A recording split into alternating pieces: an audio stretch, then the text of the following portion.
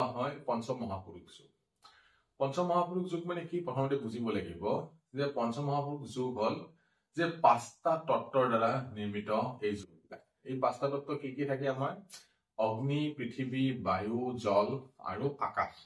এই 5টা তত্ত্ব যদি এই যুগটো নিৰ্মাণ কৰে আৰু এই যুগটো যদি কুণ্ডলী এখনত থাকে তেনে নিশ্চিত থাকক যে আপোনাৰ ক্ষমতা বৃদ্ধি হ'ব, ধন টকা পইচা আদি বৃদ্ধি হ'ব। আপুনি যিটো ফিল্ডতে কাম নকৰে কিয় তাৰ পৰা সদায় ভাল পৰিণাম পাব। ইয়াতে কি হয় যে প্ৰথমতে যদি আমি চাওঁ যে অগ্নিতত্ত্বৰ পৰা যিটো এই পঞ্চম মহাপুৰুষ যুগৰ নিৰ্মাণ হ'ব সেইটো কোৱা হ'ব ৰোচক পঞ্চম মহাপুৰুষ যুগ। এইটো মংগলৰ দ্বাৰা নিৰ্মাণ হ'ব। মংগল যদি কেন্দ্ৰত নিজৰ ৰাশিত থাকে বা উচ্চ ৰাশিত থাকে তেনেহলে এই পঞ্চম মহাপুৰুষ যুগৰ ৰোচক নম্বৰ পঞ্চম মহাপুৰুষ যুগৰ নিৰ্মাণ হ'ব। তাৰপিছত আহিব পৃথিৱী তত্ত্ব। পৃথিৱী তত্ত্ব কোনে নিৰ্মাণ কৰিব? বুধ দেৱতাই, যাক কোৱা হ'ব ভদ্ৰ পঞ্চম মহাপুৰুষ যুগ। ইয়াৰো কণ্ডিশ্যন কি যে কেন্দ্ৰত বুধ দেৱতা যদি নিজৰ ৰাশিত থাকে বা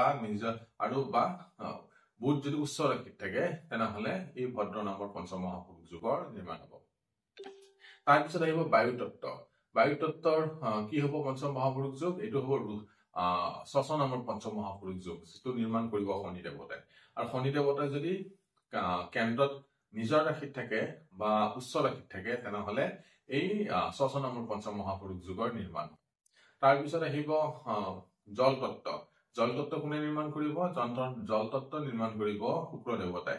শুক্ৰ দেৱতাই ইয়াকে কোৱা হ'ব মালব্য পঞ্চম মহাপুৰুষ যুগ। আৰু এই মালব্য পঞ্চম মহাপুৰুষ যুগৰ নিৰ্মাণ কেনেকে হ'ব?